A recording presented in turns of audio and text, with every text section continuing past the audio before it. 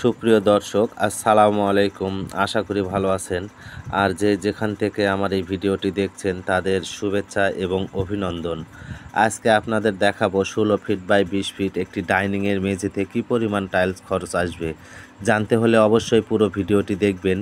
আর আপনি যদি আমার চ্যানেলে নতুন হয়ে থাকেন, সাবস্ক্রাইব করে রাখবেন যেন আমার পরবর্তী ভিডিওটি আপনি দেখতে পান।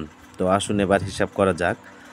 16 ফিট বাই 20 ফিট একটা ডাইনিংয়ের মেঝের টোটাল স্কোয়ার ফিট আসবে 320 স্কোয়ার ফিট।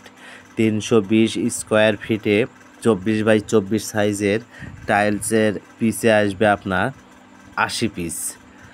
80 পিস টাইলস হলে 16 ফিট বাই 20 ফিট আপনার ডাইনিংয়ের মেঝে একদম কমপ্লিট হয়ে যাবে। এবার হচ্ছে স্কার্টিংয়ের ক্ষেত্রে হিসাবটা আপনার যদি 8 বাই 12 সাইজের টাইলস দিয়ে 8 ইঞ্চি হাইট করেন তাহলে লাগবে 70 পিস। যদি 8-12 সাইজের টাইলস দিয়ে 12 ইঞ্চি হাইট করেন তাহলে লাগবে আপনার 100 পিস। আর যদি 24 বাই 24 সাইজের টাইলস আপনার একটা টাইলস কেটে 4টা ভাগ করেন 6 ইঞ্চি হাইটে তাহলে লাগবে আপনার 18 পিস। এ হলো আপনার 16 ফিট বাই 20 ফিট একটা ডাইনিংয়ের একদম কমপ্লিট হিসাব।